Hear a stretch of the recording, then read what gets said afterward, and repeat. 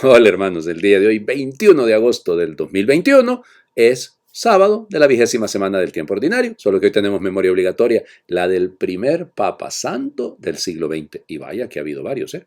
Piénsenlo. San Pío X, la fiesta de hoy.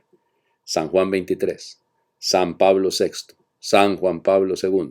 Bueno, ahí tienen ustedes. Solo ellos ya tiene usted 4 papas santos y además hay proceso de beatificación para al menos 2 más de ellos. O sea que por lo tanto estamos frente al que dio paso a una cadena. Lamentablemente, fíjense que lo utilizan los grupos cismáticos de la iglesia ultraconservadores, se dicen, y bueno, ojalá entendiesen lo que es realmente la iglesia. Y entonces lo utilizan y hablan mucho de la sociedad de San Pío X y la fraternidad San Pío X. Y más bien se ha de revolver, bueno, no se ha de revolver en una tumba porque él está en una urna, está ahí en la Basílica Vaticana, está incorrupto. Bueno, él nace un 2 de junio de 1835 en Riese, de una familia muy pobre, era el segundo de 10 hermanos, era una familia campesina de un estrato muy humilde. Fíjense que aprende, fue su párroco el que le enseñó algunos rudimentos de latín y luego va a ser su obispo el que le va a facilitar una beca para que pueda ingresar al seminario. Y el trabajo de su mamá, Giuseppe Melchiore Sarto, ese era su nombre de bautismo, ¿no? José Melchor.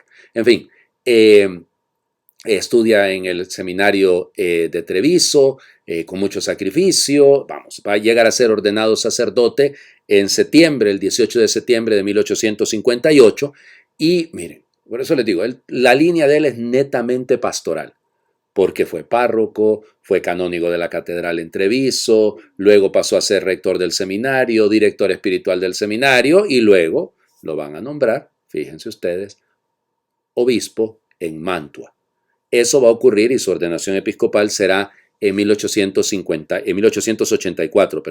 Para 1893 es declarado cardenal, es creado cardenal, ese es el término, y en 1894 es trasladado como patriarca de Venecia. 10 años más tarde, bueno, más o menos 10 años más tarde, pues será elegido papa, porque él fue elegido papa en 1903. Esa elección de el Papa San Pío X fue complicada, porque hubo necesidad de 7 votaciones, duró 4 días. Realmente en la época moderna es mucho tiempo, y resulta ser ¿por qué? Porque quien había sido elegido originalmente era el cardenal Mariano Rampolla, ¿ya? Y entonces, hombre, estamos ante el que fue prácticamente durante todo el pontificado de León XIII, fue el secretario de Estado, era un hombre extraordinario, para que hay que decirlo, ¿no? El cardenal Rampolla, interesantísimo, un hombre con una visión de Estado y todo, pero claro, allá en Austria, el imperio austrohúngaro no lo querían para nada porque él había puesto cosas, puntos sobre las sillas, y hasta ese momento era permitido, llamemos el veto laico. Algunas las naciones, España, Francia, Alemania o Austria, Hungría, pues el imperio tenía el poder de vetar, y entonces a través del cardenal de Cracovia, entonces vetaron a Rampolla, y así pasa a ser entonces elegido San Pío X. Una cosa, vamos, y por eso inmediatamente él, al año siguiente, 1904, una de sus encíclicas, no de sus encíclicas, sino una de sus bulas, decretará que nunca más, que no se meta más el poder laico en las decisiones de las elecciones de un romano pontífice.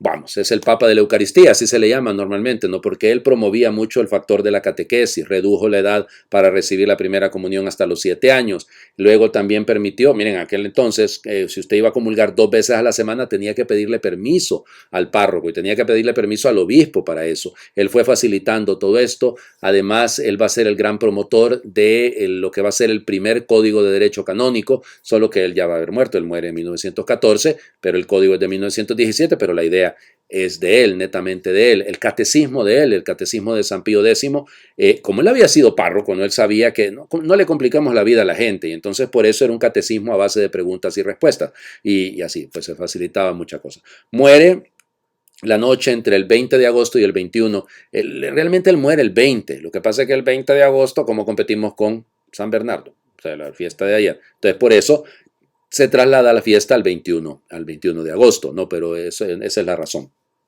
De 1914, como les digo, y bueno, fue beatificado en 1951 por el Papa Pío XII, que es otro que está en proceso de beatificación, y el mismo Papa lo canonizó en 1954. Entonces, para que vean ustedes, Ya les digo, un papa extraordinario. Y ya les digo, lo más doloroso para mí es que cuando se menciona a San Pío X, algunos conservadores lo quieran agarrar el nombre como nombre propio, y eso a mí sí me deja un dolor de cabeza porque es completamente injusto. El papa se sentiría muy mal y se debe sentir mal en el cielo viendo a estos grupitos que se dicen la iglesia verdadera y lo que han hecho es romper con la iglesia. Bueno, vamos a las lecturas del día de hoy. Terminamos de leer el libro de Ruth.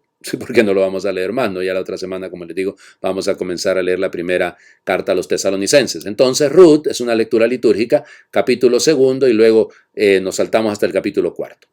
Tenía Noemí, por parte de su marido, Elimelec, un pariente de muy buena posición llamado Booz. Ruth, la moabita, le dijo a Noemí: déjame ir a un campo en donde el dueño me permita recoger las espigas que se les caigan a los segadores. Ella le respondió: ve, hija mía.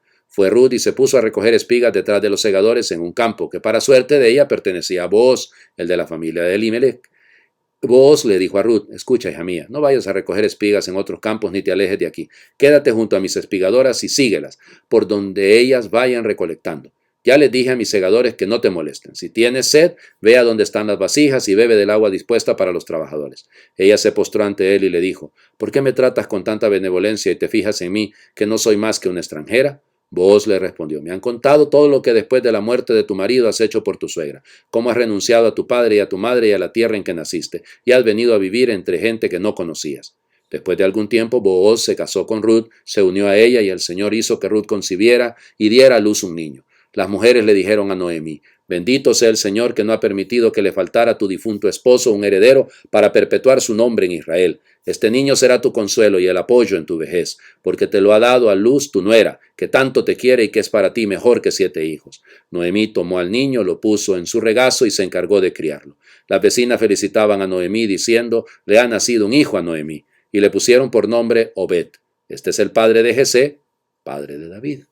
Palabra de Dios, te alabamos, Señor. Es una historia linda, tenemos que admitirlo. ¿Cuánto tendrá de histórico? Probablemente, vamos, lo elemental, llamémosle así, porque no se lo sacaron de la manga esto, sino que tiene que haber habido una realidad detrás, ¿no?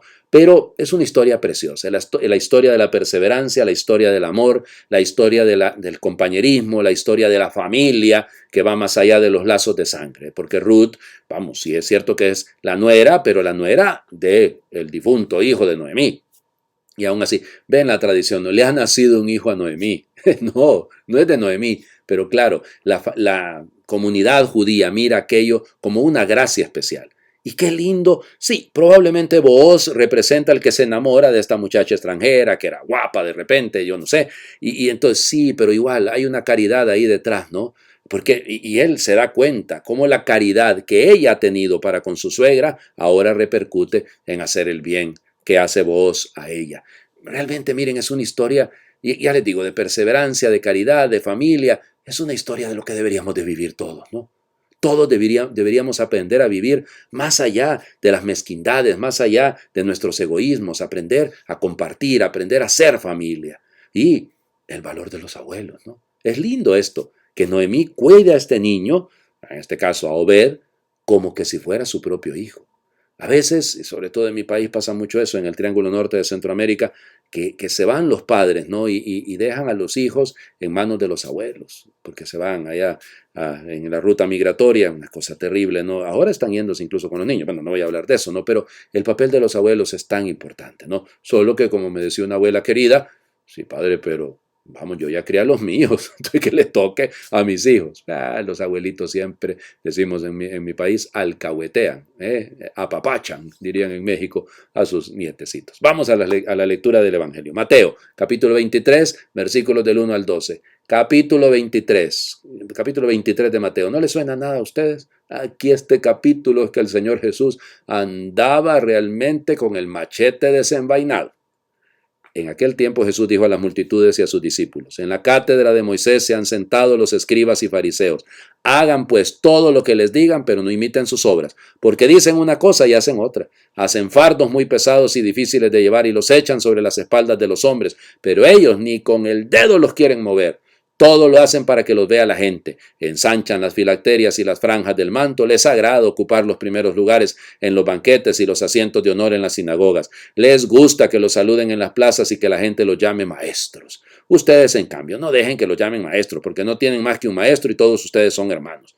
A ningún hombre sobre la tierra lo llamen padre, porque el Padre de ustedes es solo el Padre celestial. No se dejen llamar guías, porque el guía de ustedes es solamente Cristo. Que el mayor de entre ustedes sea su servidor, porque el que se enaltece será humillado y el que se humilla será enaltecido. Palabra del Señor. Gloria a ti, Señor Jesús. Texto complicadísimo, ¿no? Señor Jesús la agarra contra los escribas y los fariseos. Vamos, que ya ven que ayer escuchábamos que le pusieron una trampa. ¿Cuál es el mandamiento más importante? Bueno, ¿qué es lo que dice? Lo que señala, y es la palabra más dura en labios del Señor Jesús, es la hipocresía. Acuérdense, hipócratos, hipo, debajo, criterio. Tienen poco criterio, tienen poco juicio. Claro, porque para eso ensanchan las cosas y por eso tenemos que revisarnos todos y los que estamos al frente, más que nadie. Créanme que yo leyendo esto tengo que hacer examen de conciencia y revisar porque también nosotros y yo pues le ponemos cargas a la gente que a veces no queremos mover ni con un dedo. Y somos bien exigentes y que hay que hacer esto, hay que hacer aquello, hay que hacer esto otro. Bueno, claro, estamos obligados, ¿no? Como padres que somos de una cosa. Ah, padre, no se puede llamar padre porque acá lo acaba de decir Jesús. Fíjense que el sentido de este evangelio de Mateo, eso hay que explicárselo porque los evangélicos siempre vienen con el mismo cuento, ¿no? Ahí dice la Biblia y fíjense que se nota, ¿no? A mí me toca, relacionándome con tantas personas, que le dicen a uno sacerdote o le dicen, no sé, me da risa esto, ¿no? Claro, porque no podemos llamar a nadie padre. El Evangelio de Mateo es claro en esto y hay que leerlo en su origen. Se refiere a no colocar en el lugar de Dios Padre a nadie. Y es efectivamente eso, ¿no? No colocar en el lugar del maestro, pero yo le llamo maestro y profesor, a mis maestros y profesores, no tengo ningún problema, pero no coloco en el lugar de Cristo, que en el lugar que le corresponde a Él, a nadie. Lo que tenemos que tener mucho cuidado, insisto, es a esta hipocresía, a esta doble vida, a este doble juego, a esta actitud que seamos honestos, tenemos que convertirnos. Y es una conversión que debe ser permanente, porque cada día debemos revisar si realmente no somos un tanto fariseos, si no hay en nosotros actitudes que no son propiamente de un cristiano. Bueno, les invito a hacer oración. La oración de hoy es un poquito larga, pero está muy, muy, muy linda, ¿eh? Señor, te doy gracias porque me has llamado, porque nos llamas a todos para formar una gran familia, una familia en la que nadie domine a nadie. Una familia que respete y potencie el crecimiento de todos, una familia en la que los pobres, los que están tristes, los fracasados, los despreciados, los débiles, se vean valorados y sean escuchados y respetados y asistidos. Nos llamas para rescatar a los perdidos, para rebajar a los soberbios y prepotentes, para convocar a todas las personas a una gran fraternidad. Te doy gracias porque todos somos valiosos para ti. Por grande que sea o nos parezca nuestra debilidad, necesitas gentes que no tengan miedo de ser débil, que se deje llevar por ti día a día. No quieres superhombres ni supermujeres, porque no sabrían ser hermanos, no sabrían compadecerse de los pequeños, ni sabrían ser verdaderamente agradecidos. Necesitas gente sencilla, que conozca su propia debilidad y así aprenda a sostenerse en ti y en los hermanos. Si no somos débiles, ¿cómo podríamos recibir? Si no recibiésemos, ¿cómo podríamos ser agradecidos? Necesitas gente que sepa compadecerse de sus hermanos, con respeto y sin engaños. Ayúdanos a construir tu fraternidad, a no creernos más que nadie, a no despreciar, a no juzgar, a no condenar a nadie, a creer en tu amor por cada persona. Ayúdame a no considerarme menos que nadie, a no despreciarme y condenarme, porque yo también soy obra tuya, porque me aprecias y me amas con locura. Señor, ayúdame a ser hermano. Tú no quieres que sea ni señor ni esclavo de nadie. Ayúdame a distinguir el mal del bien, a no dejar pasar de largo ante los problemas de la gente. No dejes que me cruce de brazos antes de llegar a dar la vida. Señor, gracias por acordarte de mí y amarme. Cuenta conmigo, Señor. Toda mi debilidad, acompáñame y guíame cada día. Amén. El Señor esté con ustedes.